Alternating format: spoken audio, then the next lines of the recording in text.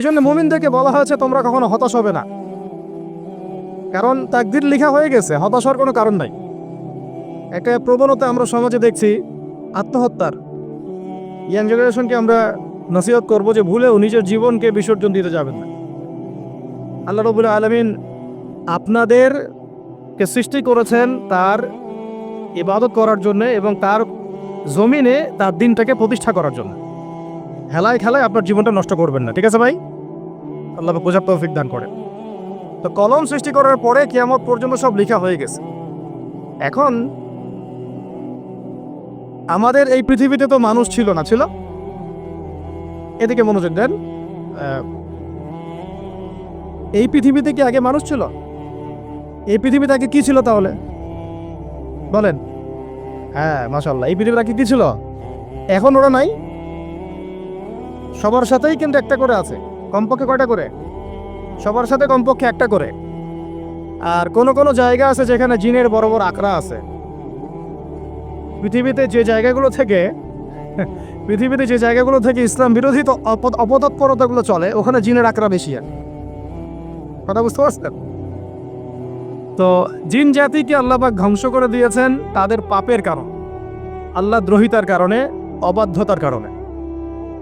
এখন আল্লাহ রাব্বুল আলামিন ইরাদা করলেন পৃথিবীতে আমাদেরকে সৃষ্টি করবেন, মানে মানুষকে সৃষ্টি করবেন। আল্লাহ পাক তার সমস্ত ফেরেশতাদেরকে একত্রিত করলেন। ঘটনাটা কিন্তু খুব ইন্টারেস্টিং। আমি জানি এখানে ওলামায়ে কেরামও আছেন, তবে আমি সবার জন্য প্রযোজ্য হয় এমন কথা বলারই চেষ্টা করছি, কারণ অনেকে হয়তো এগুলো নাও জানতে পারে।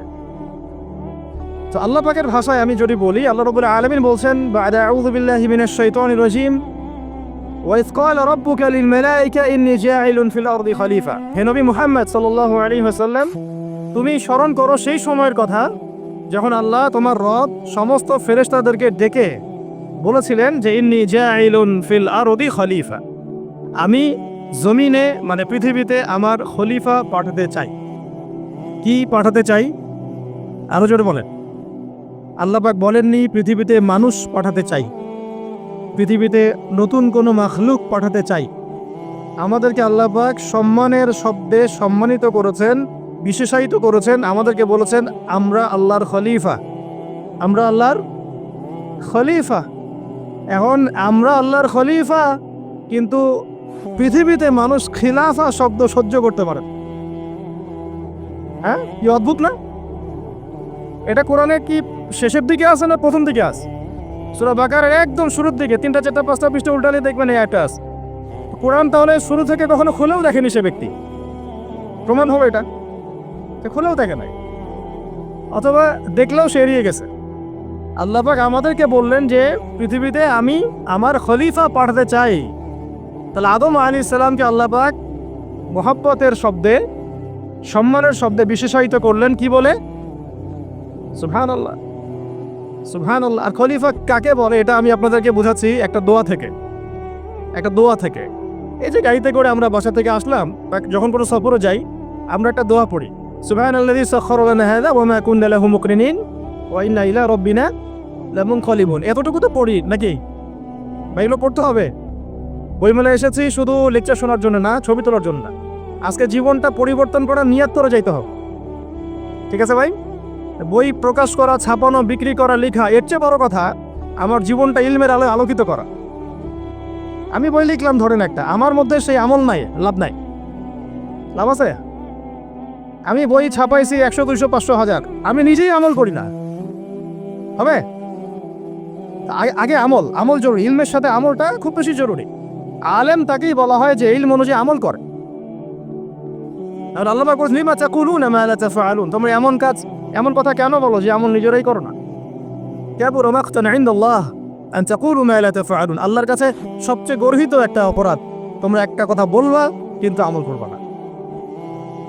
তো দোয়াটা মুখস্থ করবেন। এই দোয়ার নিচে একটা অংশ আছে, আল্লাহুম্মা আনতা সাহিবু বিস সাফারি। আমার কথাটা শুনেন, খলিফার অর্থটা বুঝেন। অনেকে তো অনেকভাবে ব্যাখ্যা করে আর কি। আল্লাহুম্মা আনতা সাহিবু ফিস সাফারি, আল্লাহ তুমি এই সফরে আমার সাথী।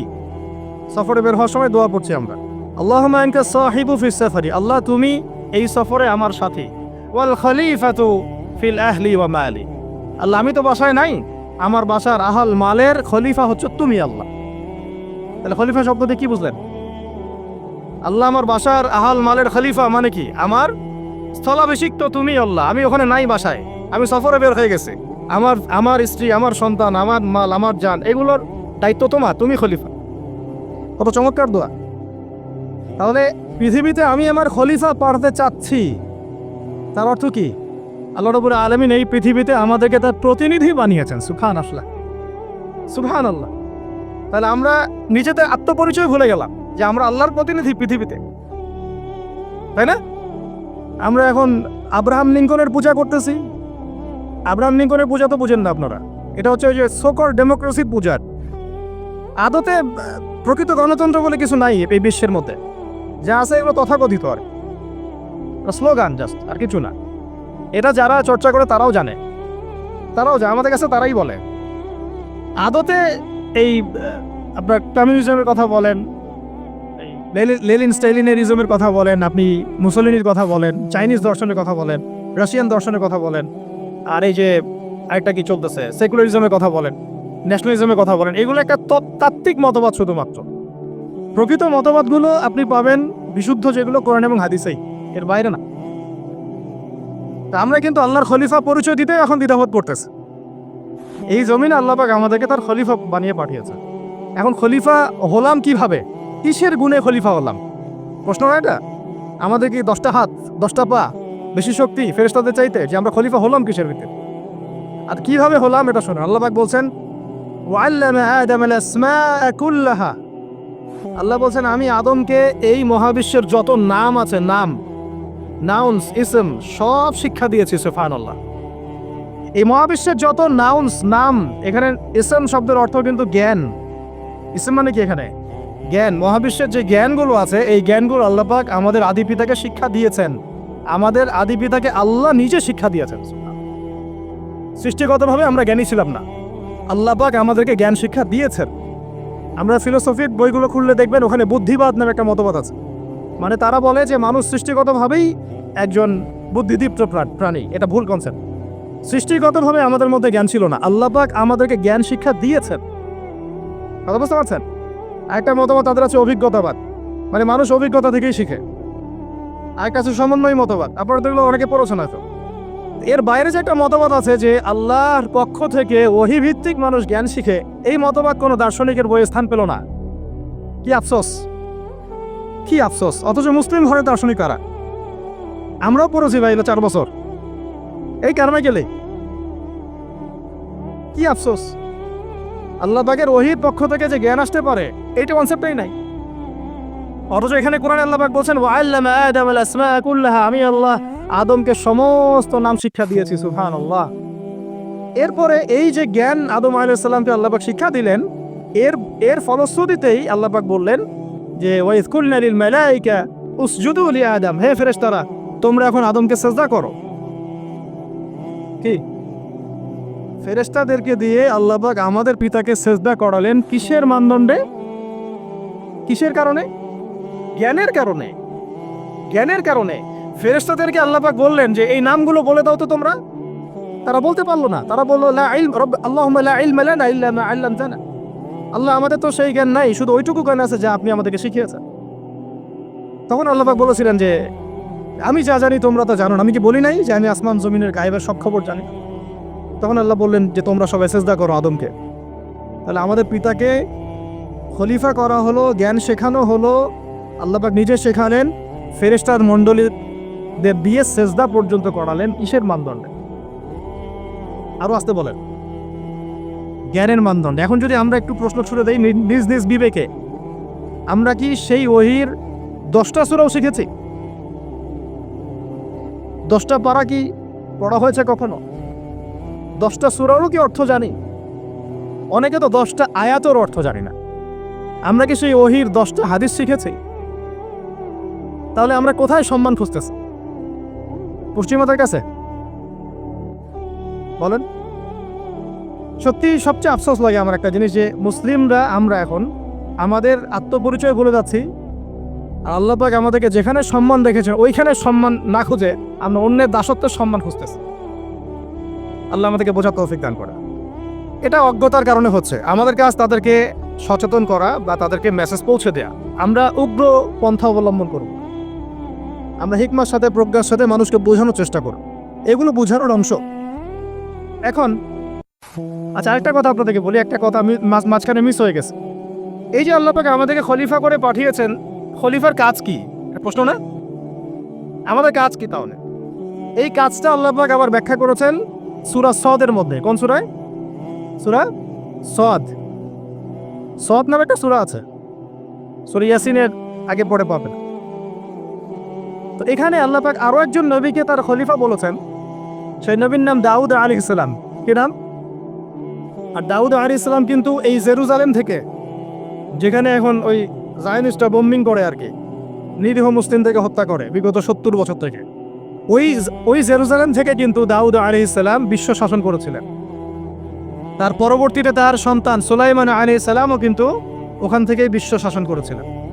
আর এখনকার বনু ইসরাইল দাবিদার এই জায়নিস্টরা, তারাও কিন্তু ওই ফিকিরই করছে, ওখান থেকে তারা বিশ্ব শাসন করতে চায় এবং তারা মনে করে তাদের একজন মাসিহ আসবে, সেই মাসিহ আসলে তারা বিশ্ব শাসন করবে।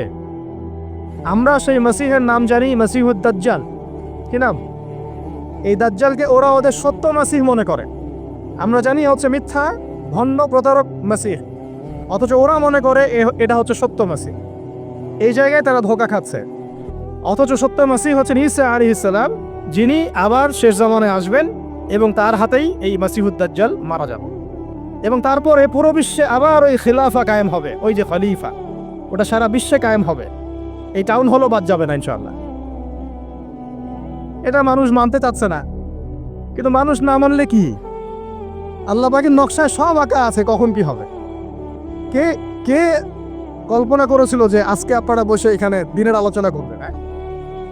কল্পনা করা যায় তো? যে শব্দগুলো আপনারা বলছেন এগুলো বললেই তো নাই, গায়েব। এখন বলছেন, কেউ কি কল্পনা করেছিল যে হঠাৎ করে এমন একটা সময় চলে আসতে পারে? কেউ কিন্তু কল্পনা করেনি, আল্লাহ পাকের নকশায় ছিল। এখানে আমাদের একটা আফসোসের কথা, এখানে মাস্টারমাইন্ড আল্লাহ রাব্বুল আলামিন। প্রকৃত মাস্টারমাইন্ড কে? আমরা ক্রেডিট নেওয়ার প্রতিযোগিতায় ব্যস্ত হয়ে আছি এখন, কার কত ক্রেডিট নেওয়া যায়। এখানে একক ক্রেডিট পাওয়ার যোগ্য কেউ না, সমস্ত ক্রেডিট কার? আল্লাহ রাব্বুল আলামিন। এটা আল্লাহর সাথে গাদ্দারি করতে যায় না, তাহলে ভুলে যাও। কারণ আমি বারবার বলেছি আপনাদেরকে, কোরআন থেকে একটা শিক্ষা আমরা শিখেছি, একটা কওম যখন মাজলুম থাকে, দুর্বল মাজলুম জুলুমের শিকার হচ্ছে, আল্লাহ পাক সেই কওমটাকে বাঁচান, কোনো না কোনো একজন ত্রাণকর্তাকে পাঠান, কোনো একটা সূরতে আল্লাহ পাক সেই কওমকে বাঁচায় দেন। আবার যদি এই নিয়ামতটা পাওয়ার পরে ওই কওম আবার এই জুলুম শুরু করে, আবার আল্লাহ দ্রোহিতা শুরু করে, আল্লাহ পাক তার চেয়ে বড় জালেম চাপাই দিব। কথা বুঝতে পারছেন?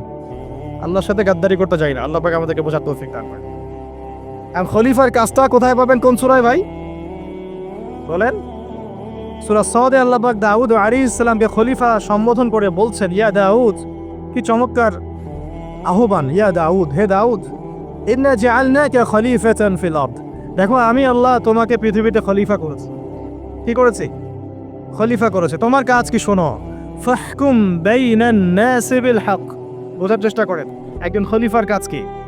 খলিফা মানে আল্লাহর প্রতিনিধি, জমিনে যে দায়িত্বশীল, অন্য মানুষের উপরে যে দায়িত্বশীল, তার কাজ ফাহকুম বাইনান নাসি বিল হক, মানুষের মাঝে ন্যায় বিচার প্রতিষ্ঠা করবে, এটা তোমার কাজ। তাহলে এখন যারা আমরা এই জায়গায় আছি বা ভবিষ্যতে আসব, আরো কাল আগাতে থাকবে, সময় আগাতে থাকবে, নতুন নতুন নেতৃত্ব আসবে, সবার ফাংশন একটাই, ফাহকুম বাইনান নাসি বিল হক। আমাদের কাজ হবে মানুষের মাঝখানে কি করা? ন্যায় বিচার, বিচার ফয়সালার ক্ষেত্রে ইনসাফ করা, ন্যায় বিচার করা।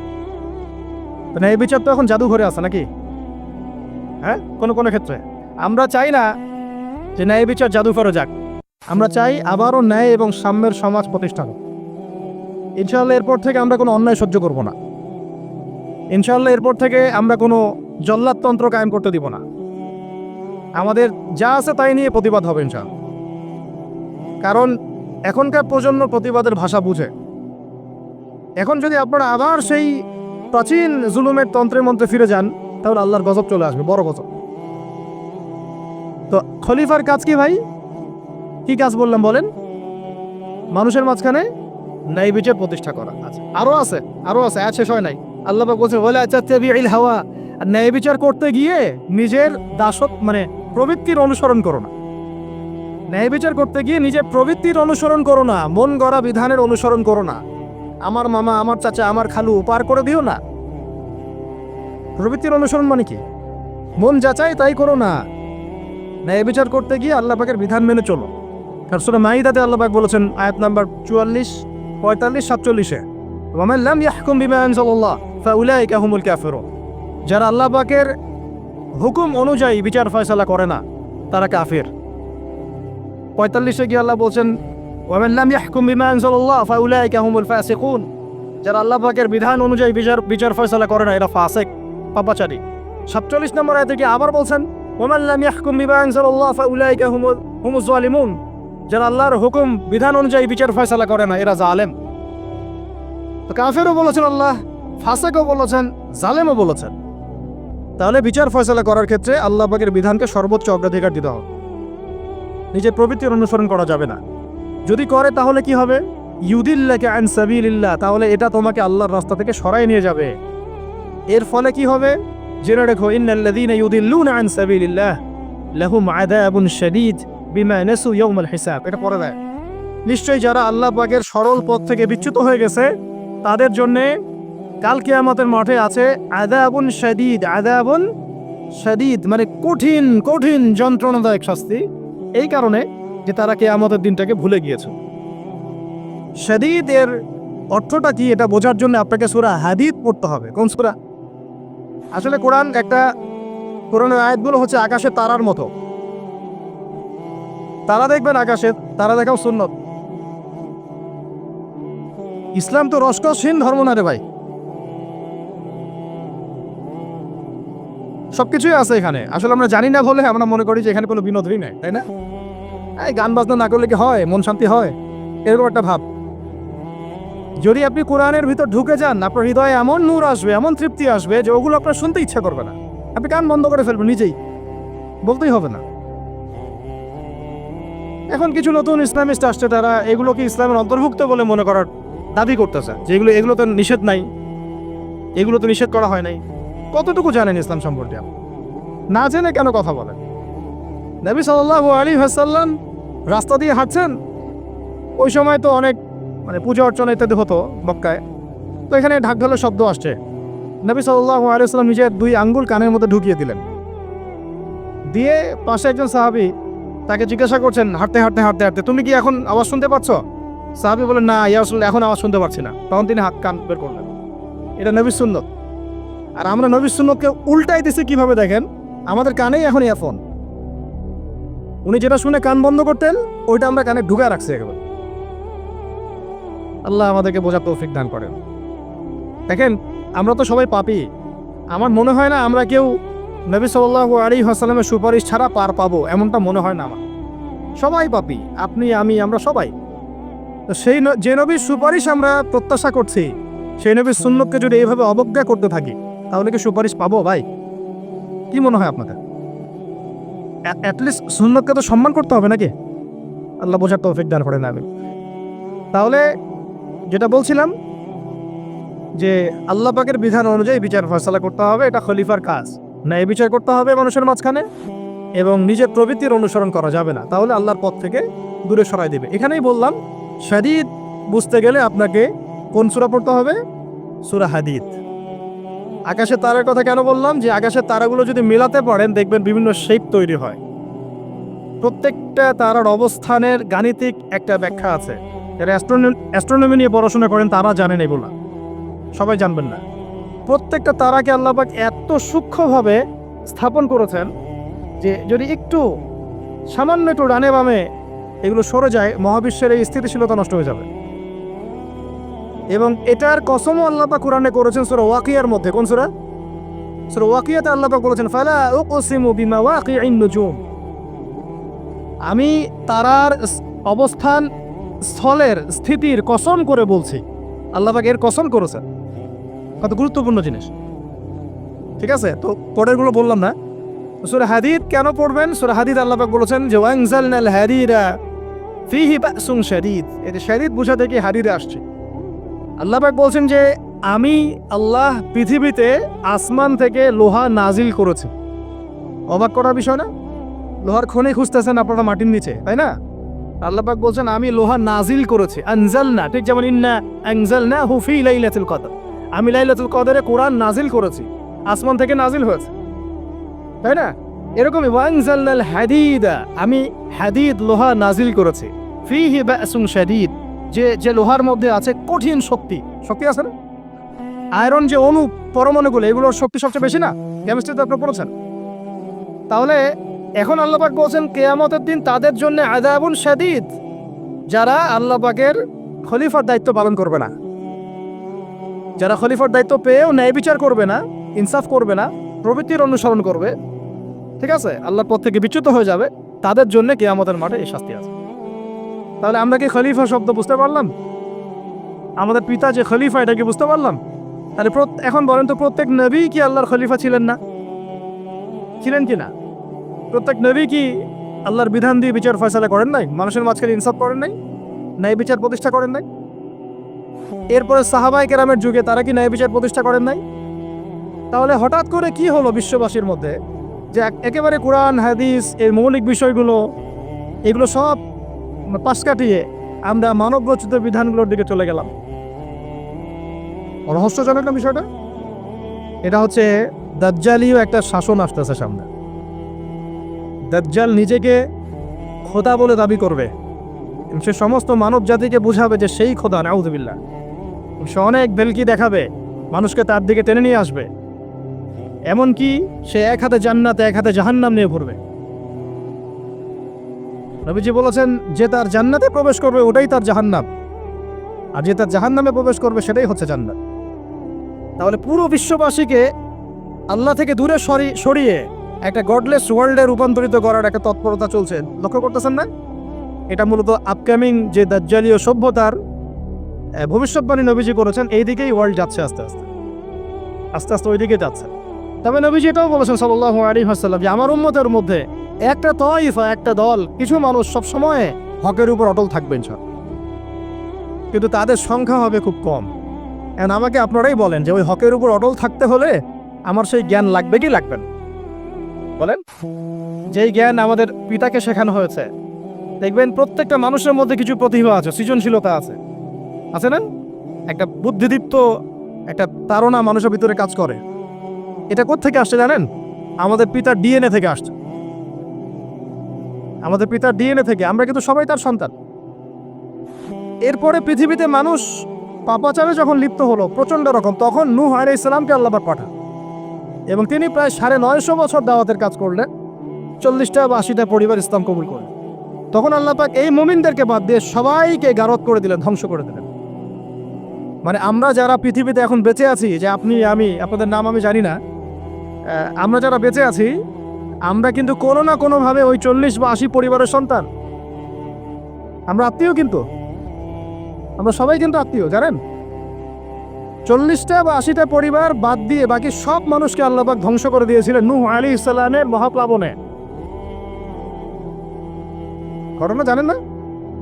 40 বা 80টা পরিবারকে বাদ দিয়ে বাকি সবাইকে আল্লাহ পাক ধ্বংস করেছেন ওই মহাপ্লাবনে। তাহলে এখন এই বিশ্বে যত মানুষ আছে তারা কয়টা পরিবারের সন্তান? ওই 40-80। আমরা কোনো না কোনোভাবে একে অপরের আত্মীয় হই, মুসলিম অমুসলিম সবাই, মুসলিম অমুসলিম সবাই।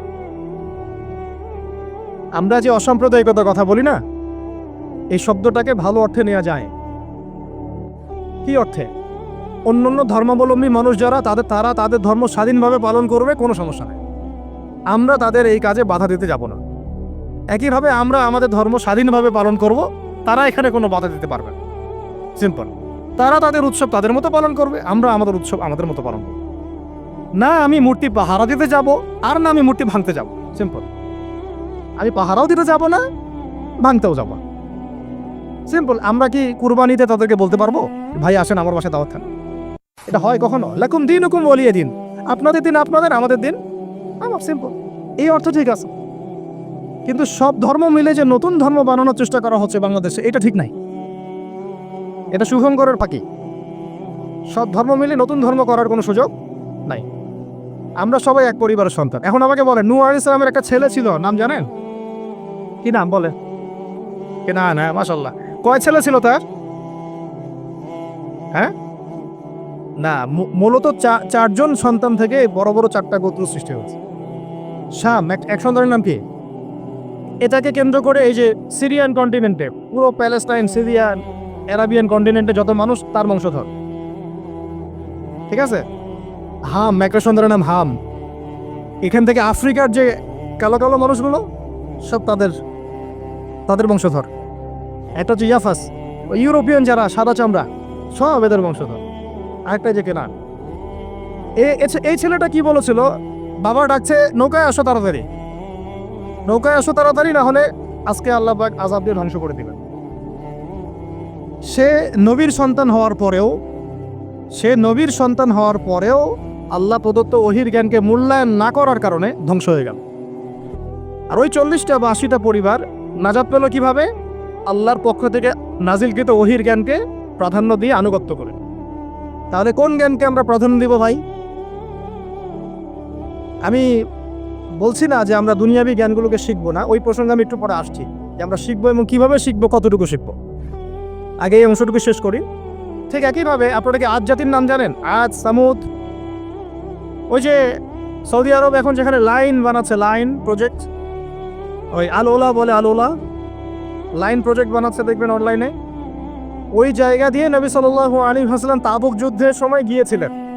যাওয়ার সময় তিনি বলেছিলেন, তোমরা মাথা নিচু করে কান্নাকাটি করতে করতে এখান থেকে অতিক্রম করো।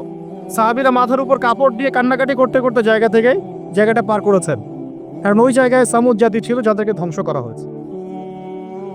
ওটা হচ্ছে এখন পর্যটন স্পট। সুবহানাল্লাহ। তো আদ এবং সামুদ জাতিকেও আল্লাহ পাক ধ্বংস করলেন, কিন্তু তাদেরকে করেন নাই যারা ওহির জ্ঞানকে প্রাধান্য দিয়েছেন। ইব্রাহিম আলাইহিস সালাম কোন জ্ঞানের বদৌলতে আল্লাহকে চিনলেন? মানব রচিত জ্ঞান নাকি আল্লাহ পক্ষ থেকে নাজিলকৃত জ্ঞান? বলেন। মুসা আলাইহিস সালাম কোন জ্ঞানের বদৌলতে ফিরআউনের মতো এই যে কি বলবো প্রতাপশালী একজন শাসকের সামনে দাঁড়িয়ে বুক ফুলিয়ে ইসলামের দাওয়াত দিলেন? কোন জ্ঞানের আলোকে? ওহির জ্ঞান। আর ওহির জ্ঞান যখন নাজিল করা হয়েছে তখন তিনি দোয়াটা পড়ছিলেন, রব্বি ইশরাহ লি সাদরি ওয়া ইয়াসসির লি আমরি ওয়াহলুল উকদাতাম মিন লিসানি ইয়াফকাহু কওলি। প্রত্যেক নবী, ইউসুফ আলাইহিস সালাম কারাগারে 12 বছর থেকেছেন। কত বছর? 12 বছর। আমাদের অনেক ভাই এরকম 5 বছর, 7 বছর, 10 বছর, 12 বছর থেকেছে আছে। এমনও মানুষ আছে, এখন বলা যায় তাই বলি, যে ওই যে একটা শব্দ শুনেছেন আয়না ঘর, ওখানে দীর্ঘদিন ছিল, তারপরে নাই, কোথায় গেছে আল্লাহই ভালো জানে। ইউসুফ আলাইহিস সালামও এরকম কারাগারে ছিলেন। কত বছর? 12 বছর। কিন্তু আল্লাহ পাক তাকে এমন একটা জ্ঞান শিক্ষা দিয়েছিলেন, তিনি স্বপ্নের ব্যাখ্যা বলতে পারতেন, যে কোনো স্বপ্নের। রাজা স্বপ্ন দেখলেন যে 7টা গাভী, জীর্ণ শীর্ণ গাভী, মোটা তাজা গাভীকে খেয়ে ফেলছে, স্বপ্নের ব্যাখ্যা কেউ দিতে পারেন। কিন্তু ওই জেলখানায় 2 জন ছাড়া পাওয়া মানুষ, ছাড়া পাইছে 2 জন, আর কি 2 জনের মধ্যে একজন বেঁচে আছে, একজন নাই। মানে 2 জন বসে বসে ইউসুফ আলাইহিস সালামকে বলছিলেন যে আমরা একটা স্বপ্ন দেখলাম যে আমার মাথায় রুটি আছে, পাখি এসে রুটি খেয়ে ফেলছে। আর আমি স্বপ্ন দেখলাম যে আমি শরাব পান করাচ্ছি, ব্যাখ্যা কি ইউসুফ? তোমাকে সত্যবাদী বলে জানি। ইউসুফ আলাইহিস সালাম বললেন, তোমার মাথায় রুটি যেটা খেয়ে নিচ্ছে তার মানে তোমাকে শুলদণ্ড দেওয়া হবে, আর তুমি যে পানি পান করাচ্ছ তার মানে তুমি নাজাত পাবে, ছাড়া পাবে। হলেও তাই। আর যে নাজাত পাবে তাকে ইউসুফ আলাইহিস সালাম বলে দিলেন যে তুমি রাজদরবারে গিয়ে আমার কথা বলো, আমার কথা আলোচনা করো। সে ভুলে গিয়েছিল। পরে যখন এই স্বপ্নটা দেখলো বাদশা, তখন বাদশা সবাইকে ডাকলো, ডেকে বললো যে গাভীর স্বপ্নের ব্যাখ্যা কি। তখন এই ব্যক্তির মনে পড়ছে, আর ইউসুফ তো ব্যাখ্যা দিতে পারে। সে কি ইউসুফ আলাইহিস সালামকে ডেকে নিয়ে আসতেছে যে এই রাজা স্বপ্ন দেখছে, ব্যাখ্যা কি। স্বপ্ন কিন্তু আপনার কাছে শুনে একটা স্বাভাবিক মনে হচ্ছে, আরে গাভীর আবার স্বপ্নের কি ব্যাখ্যা। তখন ইউসুফ আলাইহিস সালাম ব্যাখ্যা দিলেন যে 7 বছর ফসল ফলবে আপনাদের এলাকায়, তারপরে 7 বছর হবে দুর্ভিক্ষের সময়। কিসের সাথে কিসের ব্যাখ্যা? এই জ্ঞান কে শিখালেন তাকে? এই ইন্টারপ্রিটেশনের জ্ঞান কে শিখালেন? তাহলে জ্ঞানের মূল উৎস কে? আমার কথা বলার উদ্দেশ্য কি বুঝতে পারছেন? যত জ্ঞান তার মূল উৎস কে? স্বপ্ন একটা জ্ঞান, যদি সেটা সত্য হয়। আর জেনে রাখবেন, কিয়ামতের আগে আগে মুমিনদের স্বপ্ন বেশি বেশি সত্য হবে। ঠিক আছে? মুসা আলাইহিস সালামকেও সেই আল্লাহই জ্ঞান শিক্ষা দিলেন। ঈসা আলাইহিস সালাম এই কুষ্ঠরোগীর গায়ে হাত বুলালে ভালো হয়ে যায়, হ্যাঁ, অন্ধ ব্যক্তির মানে চোখে হাত বুলালে ভালো হয়ে যায়। এমনকি মৃত ব্যক্তিকে তিনি বলছেন কুম বিইজনিল্লাহ, আল্লাহর হুকুমে দাঁড়িয়ে যাও, দাঁড়িয়ে গেল। এই জ্ঞান কে দিয়েছেন তাকে? দাউদ এবং সুলাইমান আলাইহিস সালাম এই যে পশু পাখির ভাষা বোঝেন, সুলাইমান আলাইহিস সালাম পিঁপড়ার ভাষাও বোঝেন। আপনাদের সায়েন্স কি পিঁপড়ার ভাষা বোঝে? হ্যাঁ, আমরা তো এখন সায়েন্সকে সবকিছুর মানদণ্ড মনে করি, তাই না? সায়েন্স যদি বলে হ্যাঁ তাহলে হ্যাঁ, না বললে না। মানে এমন একটা ভাব, দেখেন সায়েন্সকে আমরা ইলাহ বানাইছি, ইলাহ, উপাস্য। সায়েন্স যদি বলে যে পৃথিবী থেকে অমুক অমুক কোটি কোটি আলোকবর্ষ দূরে একটা গ্রহের সন্ধান পাওয়া গেছে, নাম দিল ধরেন যে আলফা এক্স ওয়াই জেড কিছু একটা, ওখানে হুরপরি আছে, হ্যাঁ, ওখানে দুধের সাগর আছে, মধুর সাগর আছে, তো মানুষ তখন বিশ্বাস করা শুরু করবে হ্যাঁ হ্যাঁ তাই তো, তাই থাকতেই পারে। নাসা বলেছে না হয়ে পারে, নাসা মন্তব্য করেছে না হয়ে পারে। ওরকম যদি বলে অনেক দূরে একটা আগুনের একটা বিশাল ইয়া পাওয়া গেছে, গ্রহ পাওয়া গেছে, ওখানে আযাব দেওয়া হয়, শাস্তি দেওয়া হয়, ওখানে অন্য মাখলুক আছে, ওদের ভাষায় এলিয়েন আর কি, মানুষ বিশ্বাস করে। এটা আল্লাহ পাক কোরআনে বলছেন যে সুলাইমান আলাইহিস সালাম পিঁপড়ার ভাষাও বুঝতেন, ওই কথা বিশ্বাস করতে চাচ্ছে না। সুলাইমান আলাইহিস সালাম বাতাসে ফ্লাই করতে পারতেন, এটা বুঝতে পারতেছে না, বিশ্বাস করে না। তাহলে ওই প্রযুক্তি না থাকলে এয়ারক্রাফট কিভাবে আবিষ্কার করলেন? যে প্রযুক্তিগুলো পৃথিবীতে চলে গেছে ইতিমধ্যে, ওগুলো ভবিষ্যতে আসতে পারে। যেমন একটা প্রযুক্তির কথা বলি, সুলাইমান আলাইহিস সালাম বসে আছেন, একজনকে বললেন না সাবার রানী বিলকিসের সিংহাসন টেনে নিয়ে আসতে পারবে? একজন বলল যে আপনি উঠে দাঁড়াইতে যতক্ষণ সময় লাগে এর মধ্যে নিয়ে আসবো। উনি বললেন যে হবে না, এটাতে হবে না, তুমি স্লো, তুমি 3G 4G না, এত স্লো স্পিডে আমার হবে না। এই কথা বলেন নাই, মজা করলাম আর কি। আমাদের ইউটিউবাররা আবার এই অংশ কাট করে আবার প্রচার করে দিতে পারে। দেখেন কিসের সাথে কি ব্যাখ্যা করলো। কোরআনকে 3Gর সাথে তুলনা করলেন আবু তহাদ না, ব্যাস কাম সারা দেশে ওইটাই ইস্যু তখন। মহা মুসিবত, মানে বাঙালি জাতির মধ্যে দিন প্রচার করা। আমাদের সালাফদের ভাগ্য ভালো যে তারা আগেই, মানে এই প্রযুক্তি আসার আগেই দুনিয়া থেকে তারা চলে গেছে। মুশকিল না, যত ইস্যু এগুলোর কারণেই সৃষ্টি হয়। তো যাই হোক, প্রসঙ্গে আসি, কোথায় ছিলাম নাই, যে কথা হারায় ফেললাম। হ্যাঁ, আরেকজন বললেন যে না, আপনি চোখের পলক ফেলতে যতক্ষণ লাগে এর মধ্যে দেখবেন সিংহাসন সামনে। সুবহানাল্লাহ, কি প্রযুক্তি বলেন! এই প্রযুক্তির সামনে কি বিশ্ববাসী যেতে পেরেছে? দেখেন সুলাইমান আলাইহিস সালামের বাতাসে ফ্লাই করাটা কিন্তু এখন পৃথিবীতে খুব কমন হয়ে গেছে। আমরা সবাই ফ্লাই করতেছি বাতাসে, তাই না? যদি আপকামিং কোনো সময় আপনি দেখেন যে এইরকম চোখের পলকেই একটা বস্তু আরেকটা জায়গা থেকে এক জায়গায় চলে আসতেছে, আমি অবাক হব না ইনশাআল্লাহ। কারণ কোরআনে অতীতে এই ঘটনার দলিল আছে। বুঝতে পারতেছি না? এক কথায় সমস্ত জ্ঞানের মূল উৎসকে। এরপরে আসেন, অত আর লম্বা করছি না, আমাদের নবী মুহাম্মদ সাল্লাল্লাহু আলাইহি ওয়াসাল্লাম আসেন, আমরা তো তার উম্মত। 23 বছরে, একটু মনোযোগ দেন, এটা আলোচনার লাস্ট পার্ট, ঠিক আছে? 23 বছরে তিনি পুরো জাহেলিয়াতকে পরিবর্তন করে দিয়েছেন। কত বছরে? 23 বছর। আপনারা কি জানেন যে আইয়ামে জাহিলিয়াতে আসলে কি কি সমস্যা ছিল? কেন ওই যুগটাকে আমরা জাহিলিয়াত বলি? বেসিক্যালি 5-6টা সমস্যা ছিল। কয়টা? 5-6টা। 1 নম্বর শিরক। 1 নম্বর কি? আমার সাথে বলেন। শিরক আমাদের ওয়ার্ল্ডে নাই, এটা তো গ্লোবাল শিরক চলতেছে এখন। শুধু ধর্মীয় শিরক চলতেছে নাকি? এখন শিরক হচ্ছে পলিটিক্সে, শিরক হচ্ছে ইকোনমিক্সে, শিরক এডুকেশনেও আছে, শিরক কালচারের মধ্যেও আছে। কথাগুলো বুঝতে হবে একটু গভীরভাবে। তখন সমস্যা ছিল রিবা, সুদ। এখন নাই। রিবা ছাড়া কোনো সিস্টেম আছে এখন ওয়ার্ল্ডে?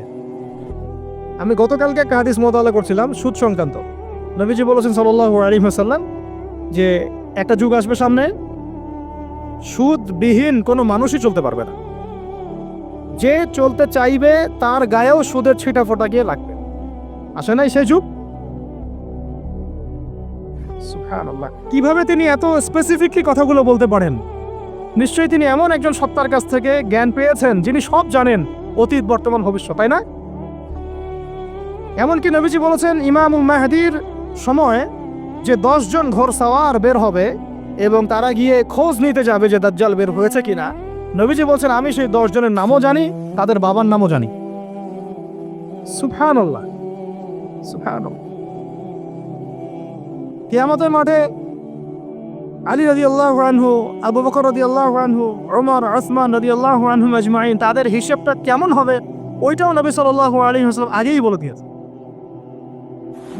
সবচেয়ে দ্রুত হিসাব হবে এই উম্মতের আলী ইবনে আবি তালিব রাদিয়াল্লাহু আনহু। যাবেন, বেরোবেন, শেষ। কি মানুষ, তার জীবনীটা পড়ে দেখবেন। আমি শেষের দিকে বলে দিব আপনাদেরকে আজকে, এবং এটা রেকর্ডেড থাকবে, ইনশাল্লাহ অনলাইনে দিয়ে দিব, যে আপনারা কোন কোন সাবজেক্টের বই কিনবেন। বই মেলা তো শুধু মানে আসলেন একটা র্যান্ডমলি বই কিনলেন এমন না, টপিক ধরে ধরে সাবজেক্ট ওয়াইজ বই কিনতে হবে। ঠিক আছে ভাই? বই কেনার পিছনে টাকা পয়সা খরচ যদি না করেন, মানে দিনের জন্য অর্থ ব্যয় করার মানসিকতা না থাকে, এলেম পাওয়া যাবে। অনেক মুহাদ্দিস নিজের গায়ের জামা খুলে দিয়ে পর্যন্ত বই নিয়ে বাসায় গিয়েছে, জানেন? তাদের সমস্ত সম্পত্তি বিক্রি করে দিয়েছেন বই কেনার জন্য।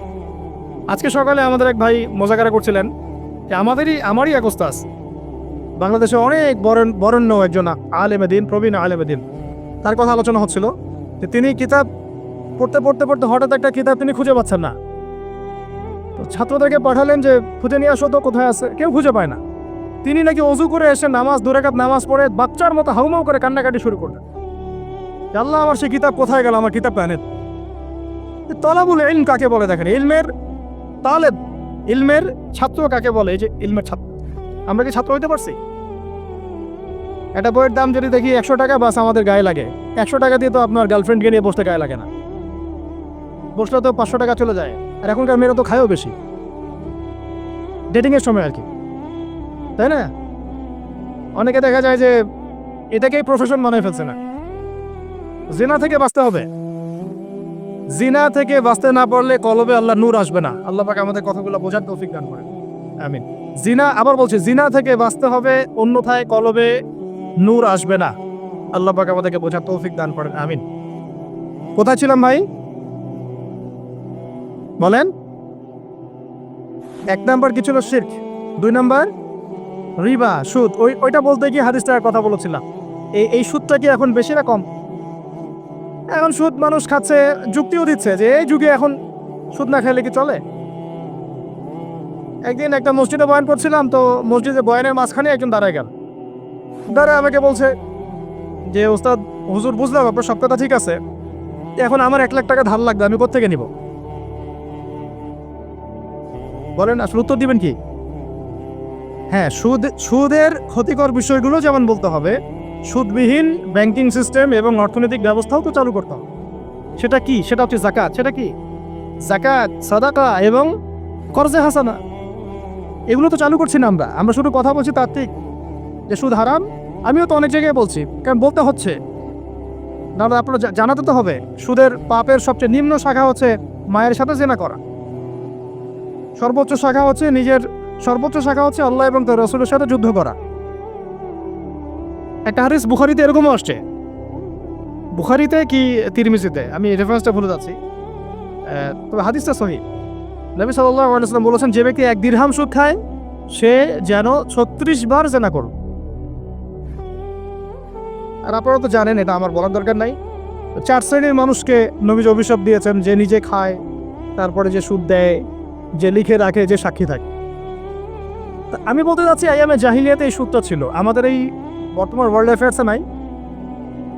বাংলাদেশ একটা কান্ট্রি হিসেবে চিন্তা করবেন না, আপনি গ্লোবালি চিন্তা করবেন, কারণ এখন একটা দেশ স্বতন্ত্রভাবে চলতে পারে না।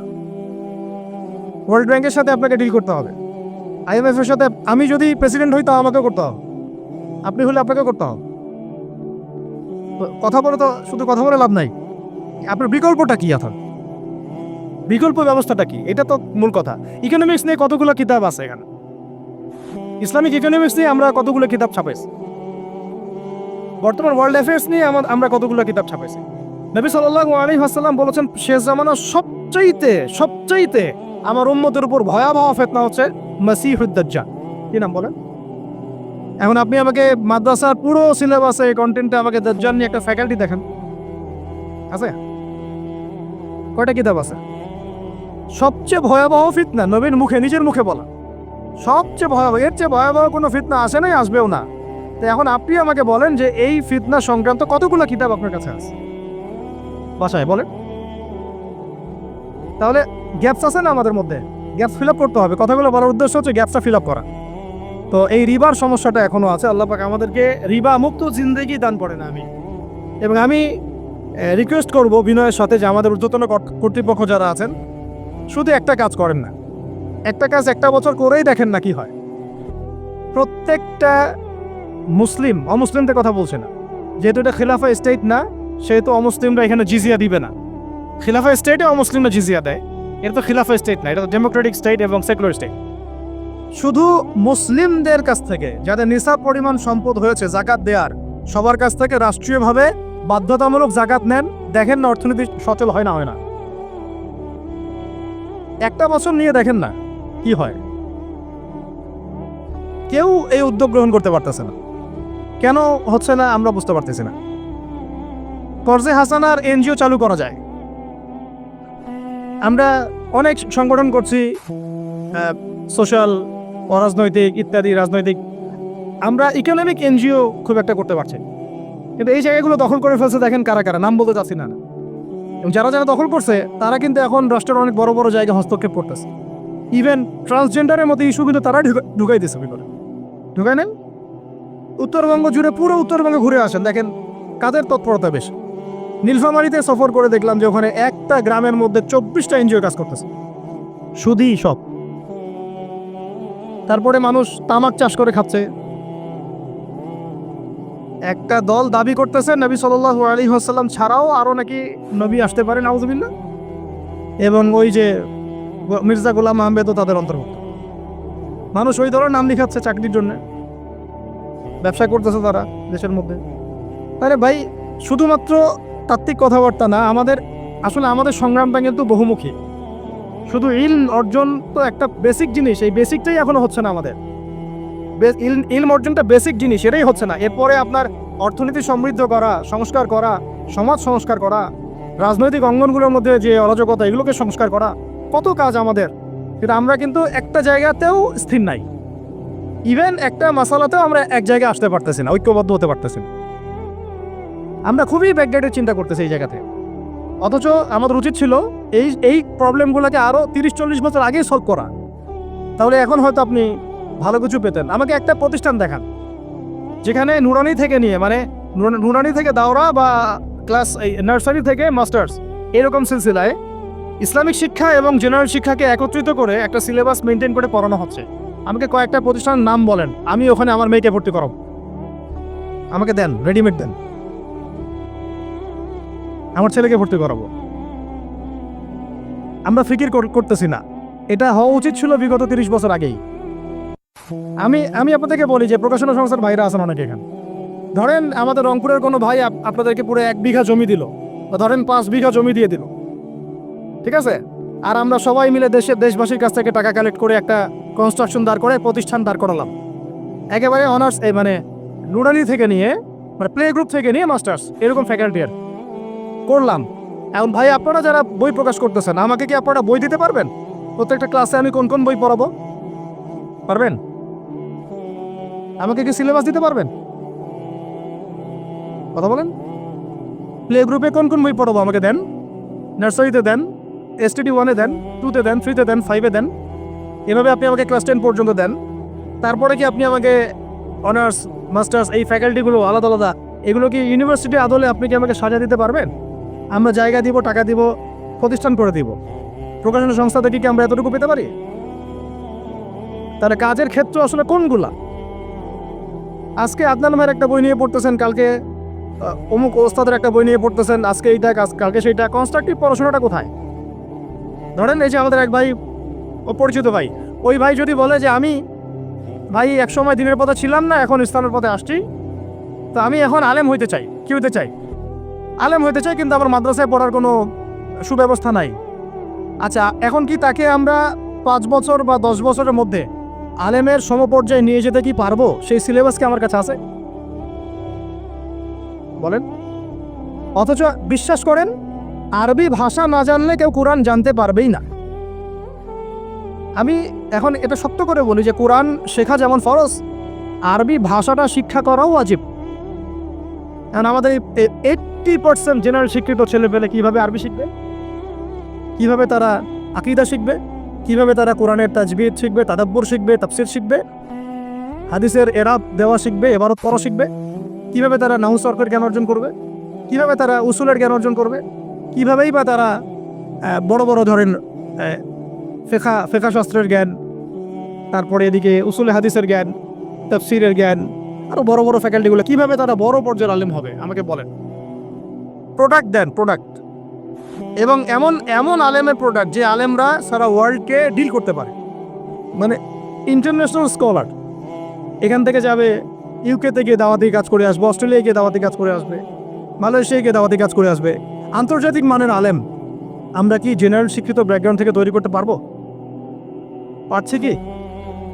আর আপনারা আমাকে বলেন তো ভাই, যে কত পার্সেন্ট মানুষ জেনারেল শিক্ষিত আর কত পার্সেন্ট মানুষ মাদ্রাসায় শিক্ষিত? কাদের পরিসংখ্যানটা বেশি?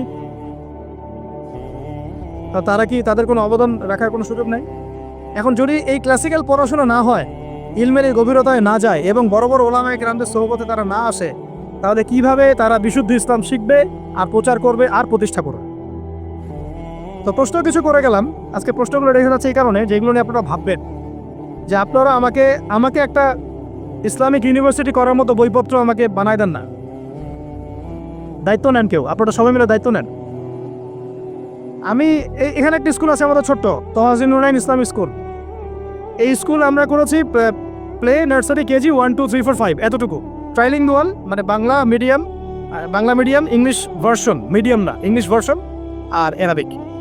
এই সিলেবাসটুকু করতে, এই 8টা ক্লাসের সিলেবাস করতে আমাকে 7 দিন 8 দিন একেবারে বাংলা বাজার ঘাটাঘাটি করে, ওই আমরা আগে তো ইংলিশ মিডিয়ামে পড়াশোনা করতাম, ওই অক্সফোর্ডের বই ঘাটাঘাটি করো, ব্রিটিশ কাউন্সিলের বই ঘাটাঘাটি করো, তারপরে ওদের ম্যাথামেটিক্স, ওদের সায়েন্স, আবার এই মাদ্রাসা আর অ্যারাবিক, আবার এই সরকারি কারিকুলামের বই, এগুলো ঘাটতে একটা সিলেবাস আমরা দাঁড় করাতে পারছি। মাত্র 5টা ক্লাস করতে পারবে। এরপরে এটা করতে গিয়ে যে দেখলাম যে আসলে এগুলোর যে এত ঘাটতি আছে বাজারে, রেডিমেড কোনো প্রোডাক্ট এগুলোর নাই। ঘুরে ফিরে কি সেই আমরা একই জিনিসে চর্চা করতে থাকবো, নাকি আমরা একটু বহির্বিশ্বে যেভাবে দিন প্রচার হচ্ছে এই মান দিতে পারি? এটা আমাদের উচিত না করার কাজটা? হ্যাঁ, এটা তো আমাদের হাতে রাষ্ট্রীয় ক্ষমতা নাই, থাকলে না ওই উপরের লেভেল থেকে এগুলো করা যায় খুব সহজ। বরং উপরের লেভেলে যারা আছেন তারা তো আরও ট্রান্সজেন্ডার ঢুকাচ্ছেন, আপনারা তো এলজিবিটি ঢুকাচ্ছেন। তাহলে এই কাজগুলো কাদের করতে হবে? তাহলে বেসরকারিভাবে করতে হবে। কারণ আমরা যারা বইকে ভালোবাসি, জ্ঞানকে ভালোবাসি, আল্লাহকে ভালোবাসি, রাসূলকে ভালোবাসি, চাই যে আমরা যা করছি আমাদের পরের প্রজন্মটা মানুষের মতো মানুষ হোক। কাজ কি কম না বেশি আমাদের বলেন? সেক্ষেত্রে কাজগুলো কিন্তু ওইভাবে হচ্ছে না ভাই। একটা বিষয়ের বই সবাই ছাপাচ্ছি, কেন? কি দরকার আছে? একটা বিষয়ের বই আমি সবাই ছাপাচ্ছি। একটা জিনিস, একটা হিস্ট্রির একটা কিতাব অনেকগুলো প্রকাশনী আপনারা করতেছেন, একই বই ফাইজুল কালাম সবাই করতে আছে। একটা বই তাসাউফ তাসুদ্দি অনেক প্রকাশনী করতেছে, কপি করতেছে। ভাই আমাদের কি কাজ কি দুনিয়ার স্বার্থ উদ্ধার করা, না আমার দিনের কোনো খেদমত? আমার কথায় মাইন্ড করবেন না, আমি মাইন্ড করার মতো কথা বলছি না। আমি বলছি আপনাদেরকে আরও যেন কনস্ট্রাকটিভ হয় কাজগুলো। মানে আপনাদের সাথে আমি বসবো ইনশাল্লাহ আবার আলাদা করে, যে একটা আমাকে পুরো শিক্ষা ফর্মুলা আমাকে দিবেন, মানে প্রত্যেকটা ক্লাসের বই রেডি করে দিবেন, যাতে আমরা প্রতিষ্ঠান বানালেই একদম পুরা কমসে কম ক্লাস 1 থেকে 10 ঢেলে দিতে পারি, আমার পরিশ্রম করতে না হয়। ওখানে বাংলা মিডিয়ামের বই থাকবে, ইংলিশ মিডিয়ামেরও থাকবে, এবং অ্যারাবিক তো থাকবেই। একটা গঠনমূলক সিলেবাস, যেটা পড়লে আমার ছেলে মাশাআল্লাহ হাফেজও হবে, এদিকে মাশাআল্লাহ সে ইংরেজিতেও দক্ষ হবে, সায়েন্সেও দক্ষ হবে। এক পর্যায়ে যখন সে এসএসসি পাস করবে, সে দেখবেন যে যার রাস্তা বেছে নিচ্ছে। বেস আমি তাকে করে দিছি 10 পর্যন্ত। এখন সে ডক্টর হোক আর ইঞ্জিনিয়ার হোক, আর না হয় যদি আল্লাহর খলিফাই হয়, কোনো সমস্যা নেই। সমস্যা আছে? এটা দরকার ছিল ভাই, আরও 30 বছর আগেই দরকার ছিল। আমরা যেটা পাই নাই, এটা আমাদের আফসোস। আর এই জেনারেল ব্যাকগ্রাউন্ড থেকে এইরকম জায়গায় উঠে এসে এই যে এগুলো কথাগুলো বলা বা এই কাজগুলো করা, এগুলো সবাইকে হয়তো আল্লাহ পাক এভাবে কবুল নাও করতে পারে। এর পিছনে অনেক গল্প থাকে, অনেক হিস্ট্রি, অনেক ত্যাগ, অনেক আত্মত্যাগ, এগুলো সবাই হতে পারবে না। কিছু মানুষ বের হয়ে আসছে, ডক্টর জাকির নাইক তো সবাই হইতে পারে নাই, পারছে? তো এই জিনিসগুলো আমাদের বুঝতে হবে যে আমভাবে সবাই সব কিছু করতে পারবে না। আমাদের একটা একাডেমিক ফর্মুলা দরকার, যেখানে আমরা পড়বো, আমরা আলেম হয়ে বের হবো। ইনশাআল্লাহ পারা যাবে তো ইনশাআল্লাহ? আচ্ছা, অনেক গভীরে চলে গেছি, আপনাদেরকে মানে অনেক বেশি বিরক্ত করে ফেলতেছি আর কি। তো কথাগুলো বলার খুব মন চাচ্ছিল, তো বলে ফেললাম। আর আমরা চাচ্ছি কথাগুলো সবার কাছে পৌঁছাক, যাতে করে অন্তত বিভাগীয় শহরগুলা, অন্তত ঢাকা, রংপুর, রাজশাহী, মানে বড় বড় শহর আমাদের চট্টগ্রাম, কক্সবাজার ইত্যাদি ইত্যাদি বড় বড় শহরগুলোতে যদি একটা করে এরকম একটা করে প্রতিষ্ঠান থাকে, যেখানে আপনি পুরো জেনারেল শিক্ষা এবং ইসলামী শিক্ষা দুটোকে সমন্বয় করে এবং এই মানে দ্বিমুখী শিক্ষার মেরুকরণটাকে দূর করে একটা কনস্ট্রাকটিভ সিলেবাস দিতে পারেন, দেখবেন আজকে না হোক, আজকে থেকে 10 থেকে 15 বছর পরে আমাদের ছেলেমেয়েদের একটা প্রজন্ম আসবে, দেখবেন ইনশাআল্লাহ ওরা আমাদের চেয়ে অনেক ডিনামাইট হবে। এই যে আজকে অনেকগুলো আয়াত বললাম, অনেকে হয়তো জানেন না বা পড়েন নাই, ওরা ক বলতেই বুঝে ফেলবে কোন সূরা আছে। হবে না? সম্ভব। আর যদি না করতে পারি তাহলে ঘুরে ফিরে ওই একই অবস্থা। ওইটা দিয়ে হবে না ভাই। এই মানে ইসলাম বিষয়টা কি, এটা এমন না যে কিছু অংশ নিলাম কিছু অংশ নিব না, এটা এমন না। নিলে ভাই নেওয়ার মতো নেওয়া লাগে। উদখুলু ফিস-সিলমি কাফা, একেবারে পরিপূর্ণরূপে দিনে প্রবেশ করে। সিরিয়াসলি নেন, চান্স তো একটাই। আল্লাহ পাক আমাদের কথাগুলো বোঝার তৌফিক দান করে। আর আমাদের সন্তানদের সাথে তো আমরা এটা হইতে দিতে পারি না। আমরা না হয় অনেক সময় নষ্ট করে ফেলছি। আমরা এই টাউন হলে বসে চা খাইছি, আড্ডা মারছি এক সময়, স্কুলে পড়ার সময়, কলেজে পড়ার সময়। এবং এখানে কি হয় না হয় আমি খুব ভালো করে জানি। এবং আমাদের সময় এমন কিছু হতো না যেটা এখন হয়। হোমোসেক্সুয়ালিটি, এখন এখানে হোমোসেক্সুয়ালিটি হয়। তাহলে বলেন এগুলো আমাদের জিম্মেদারি না? আচ্ছা, রংপুরে, অন্তত রংপুরের শহরে এইরকম উদ্যোগ নিতে পারবেন কারা কারা? হাত তুলেন দেখি। আমি যে কথাগুলো বললাম, কার কার সাহস আছে? এগুলো তাত্ত্বিক কথা বলে চলে গেলে কাজ হবে না। বইমেলা একবার হয়েছে, এরপরের বইমেলা না হয় আপনাদের প্রতিষ্ঠানের ক্যাম্পাসে করবেন, সমস্যা কি? রংপুরে অন্তত পক্ষে এরকম একটা ক্যাম্পাস গড়ে তোলেন। যার যা আছে তাই নিয়ে নামেন। কারো অর্থ থাকলে, কারো জমি থাকলে, কারো বুদ্ধি থাকলে, কারো প্রকাশনা সংস্থা থাকলে, কারো টিচার প্যানেল থাকলে আসেন, রংপুরে একটা কিছু করে দেখাই। আর সবাই যদি তাকায় থাকি একজনের দিকে, যে আদনান ভাই করবে, অমুক ভাই করবে, তমুক ভাই করবে, তারা তো হলো না। কারণ আমরা তো কারো উপর নবী হয়ে আসি নাই। সবাই মিলে হাত লাগালে তখন কাজ করা যাবে ইনশাআল্লাহ। এখন এই প্রতিষ্ঠানগুলো দরকার আছে না নাই? এর গুরুত্বটা বোঝার যোগ্যতা আল্লাহ পাক আপনাদেরকে দান করেন, দোয়া করি আমি। তো ভাই আর লম্বা করতেছি না, আমি শেষের অংশটুকু বলে শেষ করে দিচ্ছি যে এই সুদ আর শিরক যেমন ওই সময় ছিল এখনও আছে। আর ওই আইয়ামে জাহিলিয়াতের সেই সুদ আপনি দেখলেন, এখন শিরক দেখলেন। মাদক আছে না নাই?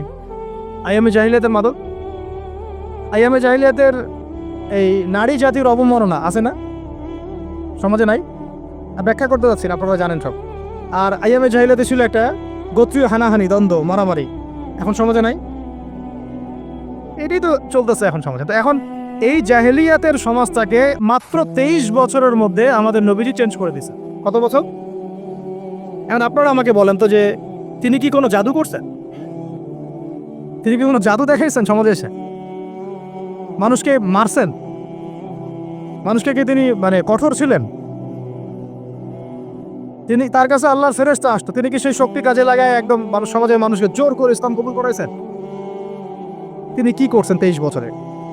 এটা বলে শেষ করে দেব। তবে তার আগে শুধু এতটুকু বলবো যে 23 বছর পরের মক্কাটাকে একটু দেখেন। 23 বছরের পরের মক্কাটাকে একটু দেখেন। ওই মক্কাতে কি কোনো শিরক আছে? হ্যাঁ, 23 বছর পরের মক্কা, ওখানে কি কোনো শিরক আছে? ওখানে কি কোনো সুদ আছে? কোনো মাদক আছে? বলেন, কোনো নারীর অবমাননা আছে? কোনো গোত্রীয় হানাহানি আছে? তার 23 বছরের মধ্যে পুরো সমাজটাই চেঞ্জ করলেন কিভাবে?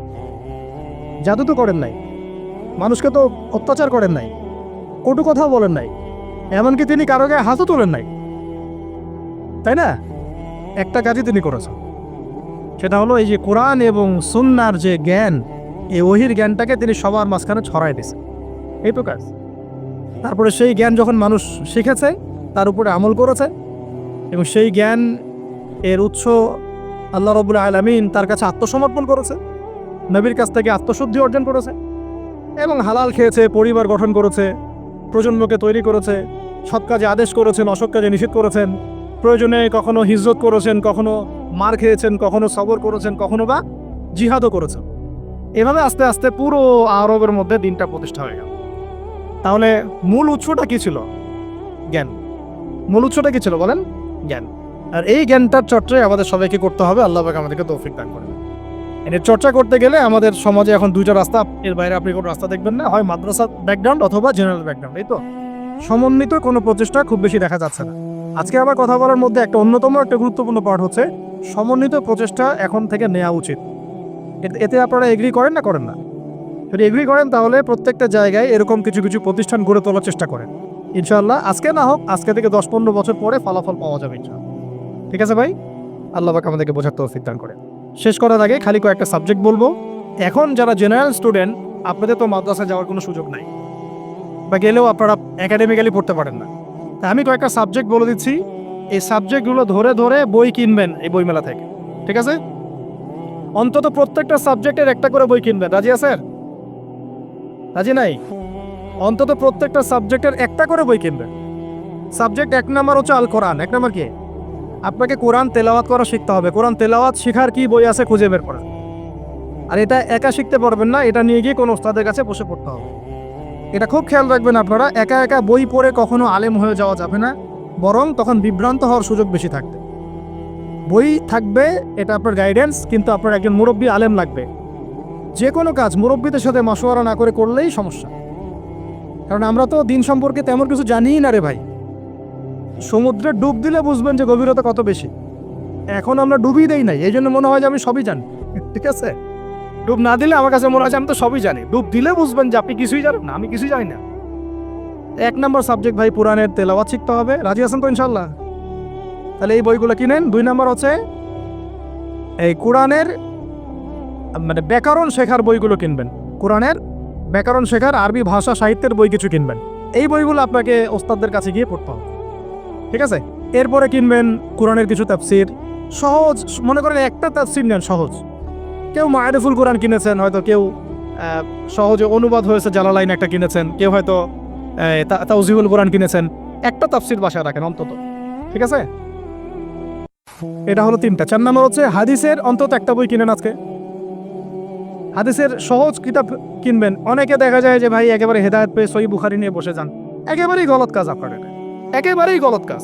সহিহ বুখারী পড়তে গেলে 12 বছর সময় লাগে মানুষ। ওই লেভেলে যাইতে একটা মানুষের 12 বছর সময় লাগে। ওটা সবার প্রথমে ওটা খুললে তো আপনি হাদিস বুঝবেনই না। মনে হবে যে হাদিস কোরআনের সাথে সাংঘর্ষিক, এরকম মনে হবে।